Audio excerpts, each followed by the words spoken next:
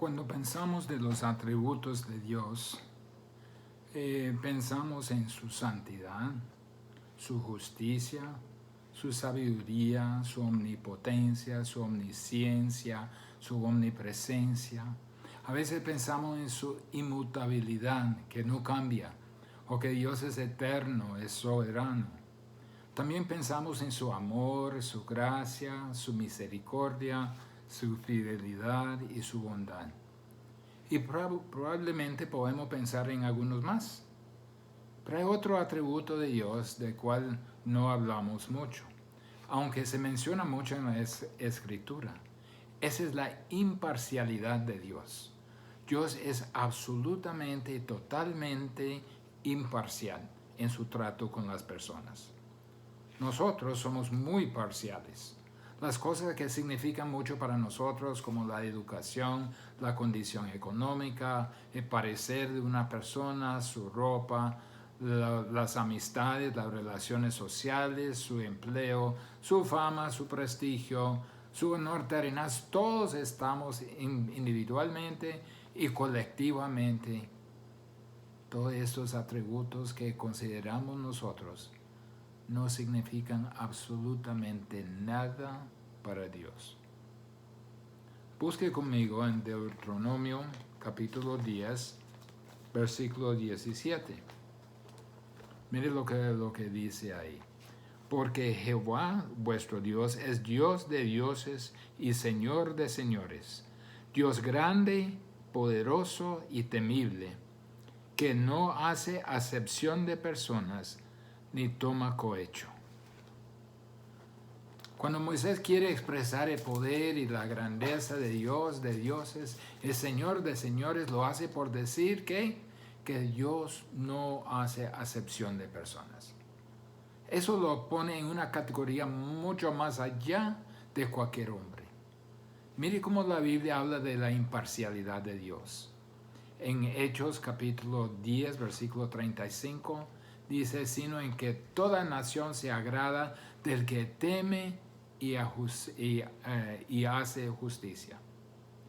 Dios es imparcial con respecto a extender la salvación sin consideración de ninguna raza, a cualquier raza, cualquier nación, porque Dios no hace acepción de personas.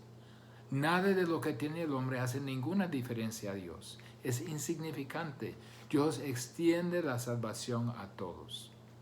Romanos 2, versículos 9 al 11, dice, y tribulación y angustia sobre todo ser humano que hace lo malo, el judío primero y también el griego, pero gloria y honra y paz a todo el que hace lo bueno, al judío primeramente, también al griego, porque no hay acepción de personas para con Dios. Con respecto al juicio, tampoco hay excepción de personas. Dios no dice que eso lo voy a juzgar más suave y esto más duro. El hombre será juzgado exclusivamente en cuanto a la condición de su alma. En Efesios, Pablo reconoce la imparcialidad de Dios respecto al estatus social en cuanto a empleo. Dice, someteos a vuestros amos. Y ve solamente, Dios no tiene más amor para un gerente, ni un presidente, ni un ejecutivo, ni un jefe, de lo que tiene para el esclavo más humilde. El amor de Dios, el trato de Dios es igual. En 1 Timoteo 5, en cuanto a pecado, a disciplina, Dios no hace acepción de personas. Ve solamente el pecado, el alma, y no detiene nada por causa de riquezas ni éxitos. No agrega nada porque sea pobre y desechado de la sociedad, ni tampoco quita algo porque sea alguien de dinero. Nada de eso tiene significado para él. La norma siempre es lo mismo. Dios trata con el alma de las personas.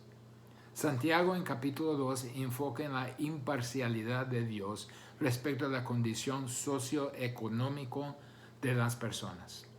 Así Santiago trata con algo en la vida del cuerpo de Cristo. Es para nosotros de hoy, porque formamos parte de la iglesia, que es el cuerpo de Cristo. No nos gusta admitirlo, pero la congregación de Jesucristo tenemos la tendencia a mostrar parcialidad a ciertas personas. Nos impresionamos por su forma de vestir, por su carro, por sus ingresos o por su educación. Dios no se impresiona jamás por nada de eso. En cuanto al valor del alma, nada de lo arriba jamás tenga importancia en evaluar el valor del alma para Dios. Dios juzga, evalúa, calcula el valor, su valor, mi valor, puramente en base a nuestra persona interior. Como dice en el Antiguo Testamento, pues el hombre mira lo que está delante de sus ojos, pero Jehová mira el corazón. Por el otro lado, Dios no le ignora ni desecha a uno porque sea pobre, ni porque no sea guapo, ni porque no tiene mucha ropa, ni porque tiene un empleo común, ni porque no tiene títulos, ni reputación, ni tiene reconocimiento en la sociedad. No le falta interés por causa de lo que no tiene, ni muestra más interés por lo que tiene.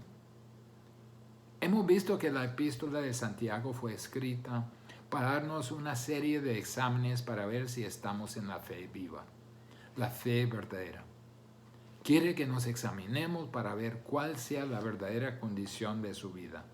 Si realmente es salvo, redimido, nacido de nuevo, quiere ver si la vida de Dios late en su corazón. ¿Se acuerda? El primer examen fue en cuanto a cómo respondemos a las pruebas. El segundo fue en cuanto a cómo respondemos a la tentación. El tercer examen fue en cuanto a cómo reaccionamos a la palabra de Dios. La última vez vimos la última parte que decía ser hacedores de la palabra y no tan solo oidores. Y ahora el cuarto examen. La pregunta viene, ¿hace usted acepción de personas?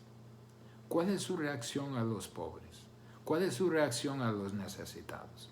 ¿Muestra parcialidad o favoritismo? Si somos hijos de Dios y la vida de Dios late en nuestro corazón, reaccionaremos como Dios reaccionaría, porque somos de Él. Dios no hace acepción de personas, ni debemos nosotros tampoco, a sus hijos, hacerlo. Entonces la manera que reaccionamos a la persona es un examen de nuestra fe. Si somos como Dios, no haremos acepción de personas basado en su estatus, su educación, su economía, su fama, su prestigio, su belleza, ni cualquier otra cosa. No hay lugar para favoritismo en el corazón de Dios. Y no hay lugar para parcialidad en el corazón de sus hijos, la iglesia. En Santiago 2, versículos 1 al 4, veremos 3 descripciones de este examen de fe genuina. Veremos el principio, el ejemplo y la contradicción de pecado de parcialidad. Primero, el principio, versículo 1 de Santiago 2.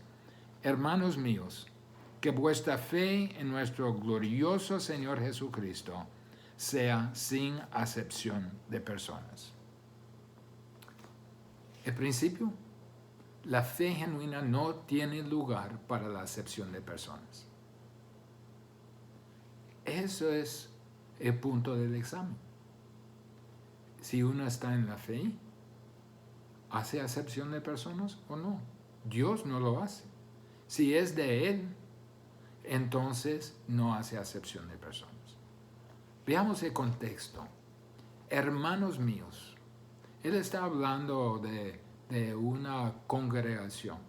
El mayor número de personas que respondieron al Evangelio en tiempo de Hechos se nombraban entre los pobres de la sociedad.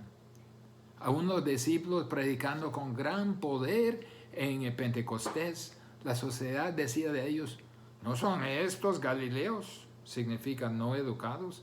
Todos estos que hablan, ¿cómo podría tener algo bueno para ofrecernos? eran personas no de clase alta, no de respeto mayor, sino de la clase baja. 1 Corintios, capítulo 1, versículo 26 a 28, nos da una definición de cómo era la primera iglesia en Corinto. Miren lo que dice. Pues mirad, hermanos, vuestra vocación, que no sois muchos sabios según la carne, ni muchos poderosos, ni muchos nobles, sino que lo necio del mundo escogió Dios, y de lo débil de Dios escogió Dios, y lo vil del mundo escogió Dios, y lo que no es. Dios escogió a los que no tienen nada que ofrecer. Solo gente común. Fue el origen de la iglesia en Corinto. También había un número de personas, pero en la iglesia no exclusivamente los pobres, había un número de personas no tan pobres.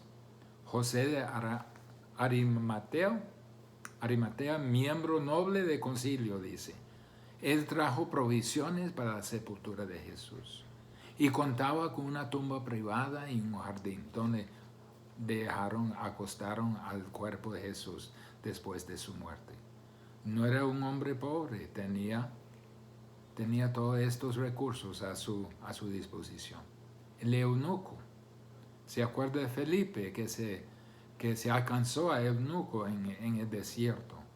El administrador financiero de la reina de Etiopía. Seguramente no era un hombre pobre.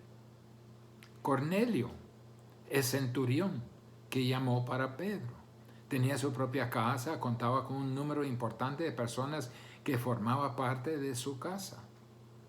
Era una persona también que no se considera pobre. Sergio Paulo, el procónsul, un oficial de alto rango de Pafos, un hombre prudente que llamó a Saulo y Bernabé para escuchar la palabra de Dios. Lidia, vendedora de púrpura en Tiratira, tenía su propio negocio, tenía casa propia. Otra vez, una persona que estaba próspera.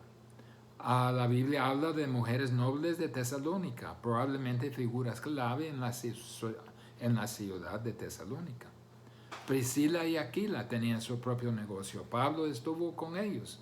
Ellos también trasladaron de un lado al otro, pero siempre contaban con su casa porque decía que tenía una iglesia en su casa. Hubo potencial en la iglesia para una gran variedad de personas de muchos diferentes trasfondos basados en su capacidad socioeconómica.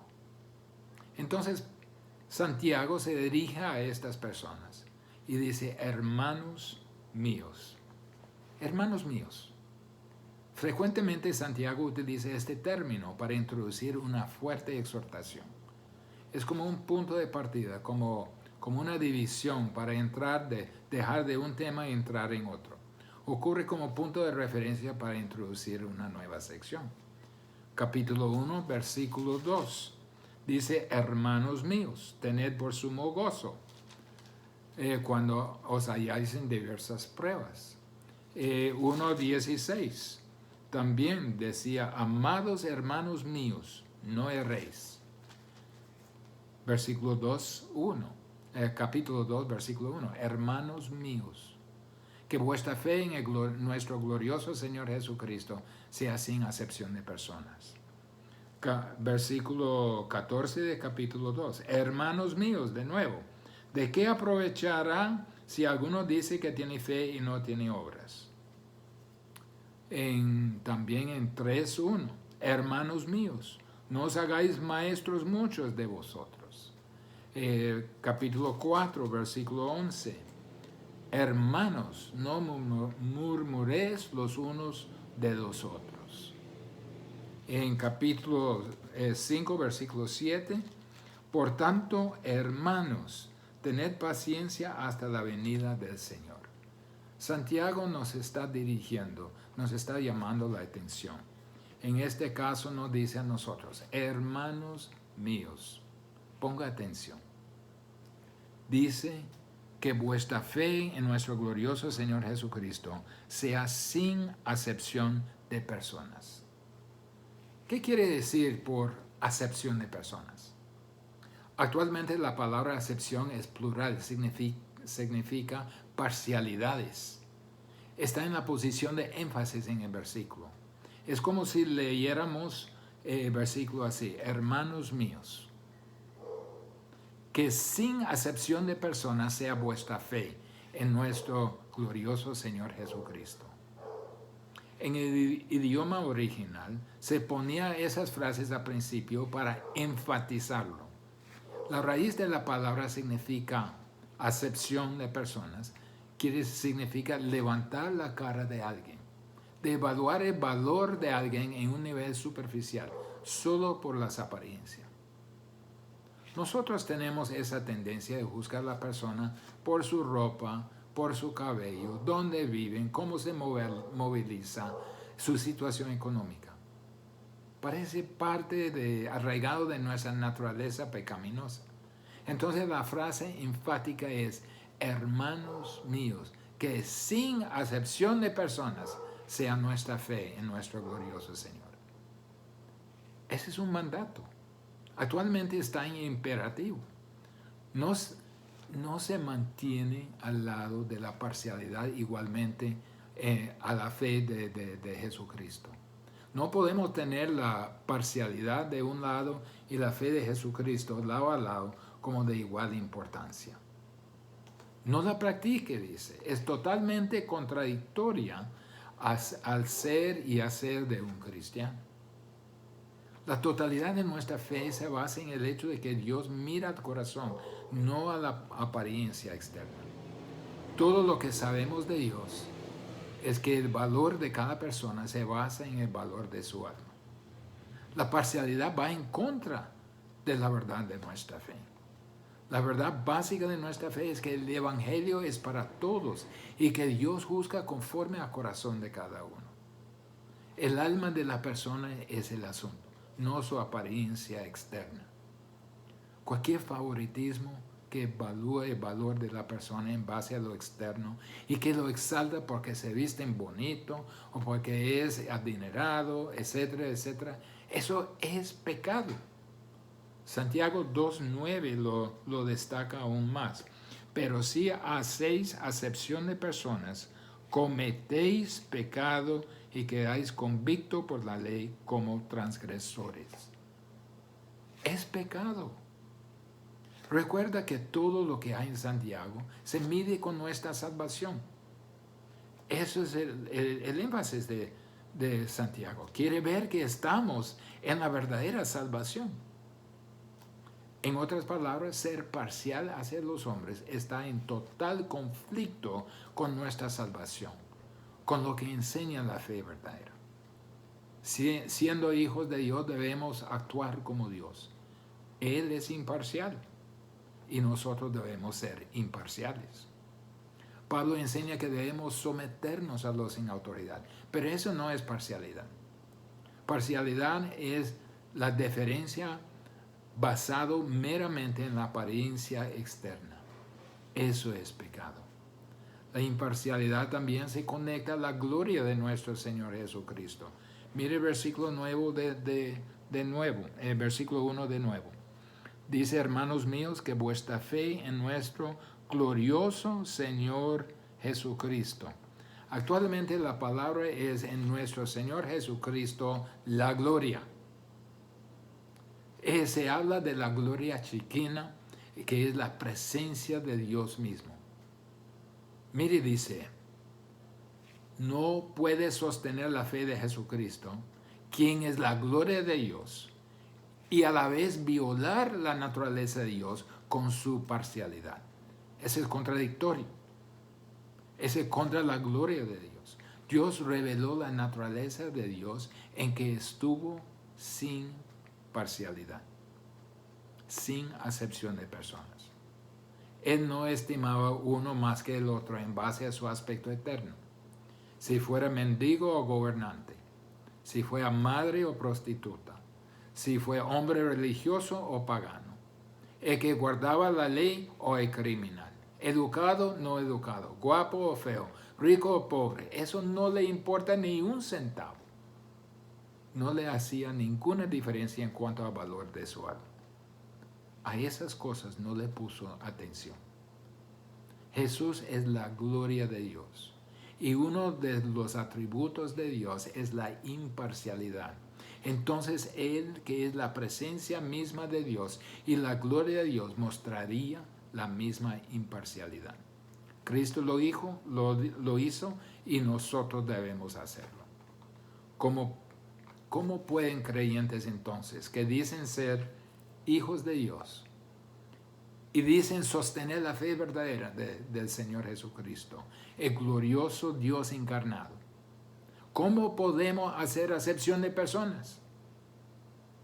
No obstante, hay congregaciones cristianas que mantienen parcialidades, sin raza, sin economía. Esto no debe ser. Es pecado, es una transgresión de la ley de Dios. Vemos el principio. La fe verdadera no hace acepción de personas. Ahora vemos el ejemplo. Pablo nos da un ejemplo. Santiago presenta una situación que puede darse en la congregación. Versículo 2. Porque si en vuestra congregación entra un hombre con anillo de oro y con ropa espléndida, y también entra un pobre con vestido andrajoso. Hay un contexto. Esa es una reunión.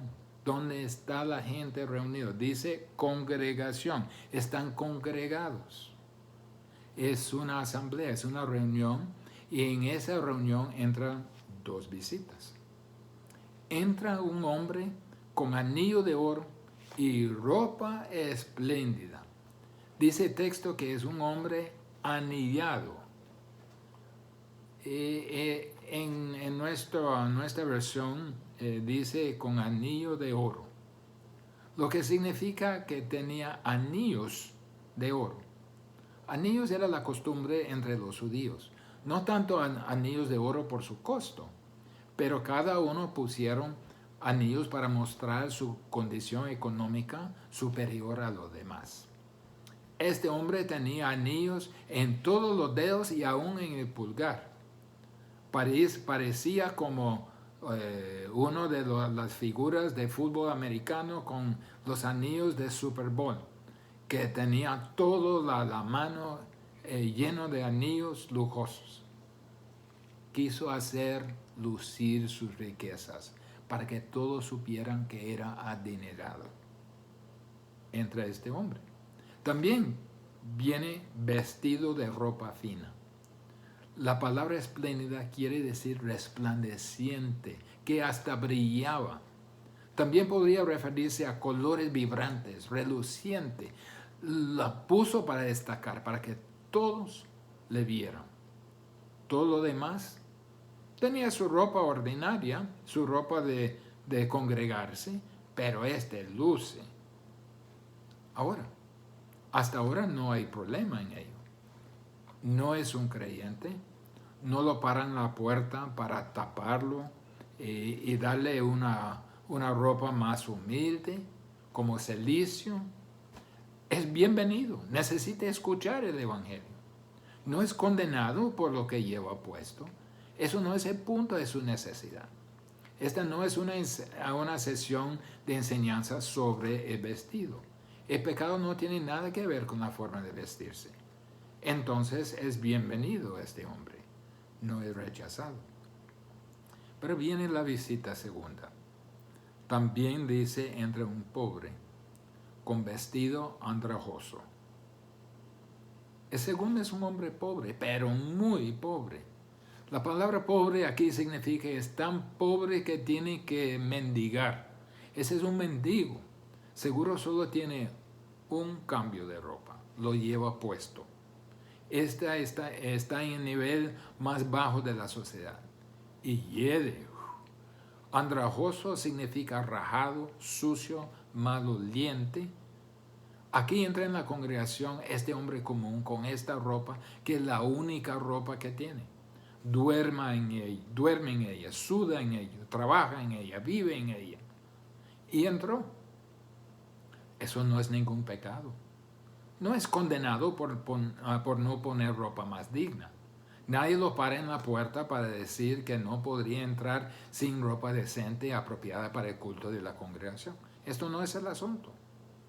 También necesita escuchar el Evangelio. Es bueno, apropiado llegar a culto limpio, bien presentado, pero cuando llegue alguien como este que ni siquiera tenga opción a aquella, se le da la bienvenida igual. Y así pasó. Hasta ahora no hay pecado. Ahora veamos en qué consiste el pecado. El pecado de la parcialidad. Versículo 3. Y miráis con agrado al que trae la ropa espléndida y le decís, siéntate tú aquí en buen lugar. Y decís al pobre, estate tú ahí en pie, o siéntate aquí bajo mi estrado. Hubo una diferencia en la reacción a las personas. Y primero, miráis con agrado. Significa mirar con distinción, con respeto, con atención. El rico atrae mucha atención. Mire, hombre, ese tipo tiene pisto, man. Tal vez nos pueda ayudar. Alguien se le acerca al hombre de los anillos y ropa resplandeciente y le dice, siéntate tú en buen lugar. Perdón, señor. Venga acá para sentar en una buena ubicación donde puede escuchar bien la enseñanza. Pensando, ese es el tipo de hombre que necesitamos. Hay que ponerle en un lugar bueno, hay que darle una buena recepción. Tal vez le guste y vuelva a venir. Aquí existe un deseo de ponerse debajo de su influencia y conseguir algo de sus recursos. Hay que tratarle con el respeto que se le merece. De hecho, es un invitado de amor o de honor. Algo que tenemos que entender, en los lugares de reunión aquí, que realmente es la palabra para sinagoga, porque no hubo iglesias propias, pero se reunían en lugares públicos como la sinagoga. Hubo muy pocas bancas, a veces algunas pegadas a la pared y una o dos enfrente. Todos los demás se sentaron en el piso con las piernas cruzadas. Poner a ese hombre en una silla elevada era un trato preferencial, porque todos los demás estaban en el piso. La congregación aquí tenía una elección. Aquí hicieron todo lo posible para darle el mejor asiento en el lugar de la reunión. Eran los principales lugares que anhelaban y envidiaron los fariseos. Eso le dieron a este hombre del anillo y de la ropa resplandeciente. Es un bonito gesto. Y en sí no hay nada malo. Pero, y decís al pobre, en contraste a lo que decía el otro. ¿Por qué no lo dijo al pobre? Ven, encuentra un lugar de honor. No los conocemos, pero merece un lugar de honor. No, hay un gran contraste entre lo que dice al uno y lo que dice al otro. ¿Qué dice? Estate tú ahí en pie. O siéntate aquí bajo mi estrado. En otras palabras, amigo, no me importa dónde vaya, pero escoge su lugar pronto. Puede pararse ahí donde está o puede sentarse al lado a la par de mi vaquita. Bajo mi estrado. Estrado era una banquita para los pies. Significa que el que habla no solo tenía silla, sino también tenía una banquita para los pies. Y no está ni dispuesto para cederle la silla, ni tampoco cederle la banquita. Su actitud es que no estorbe, no tengo tiempo para usted. Tiene la opción de pararse o sentarse en el piso como como quiera, pero solo hágalo. Eso es el pecado. Mire la contradicción en tercer lugar. Santiago aquí pone su dedo en la llaga. Dice, no hacéis distinciones entre vosotros mismos y venís a ser jueces con malos pensamientos. ¿No son ustedes parcializados? ¿No están separando el cuerpo de Cristo? ¿No están dividiendo el cuerpo de Cristo? El principio de la ilustración empezó en versículo 2 con la palabra sí. Si esto ocurriera, ahora viene la conclusión, la sentencia, equivalente a la palabra entonces. Si ocurre esto, entonces el hombre anillado y de ropa fina entra y usted le dice, adelante, aquí está en un lugar de honor. El pobre entra y usted dice, a un lado, muchacho, no estorbe. La respuesta es que sí son culpables de hacer acepción de personas, culpables de ser parciales, culpables de favoritismo, de discriminación. El asunto de este tipo de comportamiento es que no es como es Dios. Dios no es así. Versículo 4 nos indica lo peor. Venís a ser jueces con malos pensamientos. Parece al mundo pecaminoso. Jueces con malos pensamientos, con malas intenciones, son crueles. Son motivados a acudir y atender a los ricos. Ignora y desecha a los pobres y a la gente común. Este es el comportamiento anticristiano. Esto es carnalidad. Esto no tiene lugar entre la gente de Dios. ¿Qué es lo que Dios quiere? ¿Qué es lo que Dios manda? Esto es tan básico y tan importante para todos nosotros. Veamos en Romanos 15 para terminar. Empezando en versículo 5. Pero el Dios de la paciencia y de la consolación os dé entre vosotros un mismo sentir según Cristo Jesús. Un mismo sentir. Traten a todos por igual. ¿Para qué? Versículo 6. Para que unánimes a una voz glorifiquéis a Dios y Padre de nuestro Señor Jesucristo. Somos de una misma familia, el mismo cuerpo, con el mismo propósito de glorificar a Dios. ¿Y cuál es la implicación de ello? Versículo 7. Por tanto, recibíos los unos a los otros, como también Cristo nos recibió para gloria de Dios. ¿Cómo nos recibió Cristo? Sin acepción de personas. El cuerpo de Cristo se compone mayormente de gente común y corriente, y algunos no tan comunes. Dios no hace ninguna discriminación de estas cosas. Tampoco debemos nosotros. Y si demuestra favoritismo, versículo 4 dice que usted es parcializado. Hace acepción de personas. Y eso significa que usted no es como Dios, no es como Cristo. Más bien se ha convertido en juez con intenciones crueles y su comportamiento es anticristiano. Por eso Santiago presenta una prueba. ¿Está en la fe verdadera? La evidencia es la imparcialidad a las personas, sin hacer acepción de personas. Eso es como lo hace Dios, lo hace usted. Oremos. Padre, te doy gracias por tu palabra y nos examina y nos reprende y nos exhorta, nos corrige. Te pido, Señor, que al hacer ese examen podemos decir, sí, Señor, no hago acepción de personas. Y si lo hacemos, Señor, que lo confesemos para poder tener su restauración en nuestra vida. En nombre de Jesús. Amén.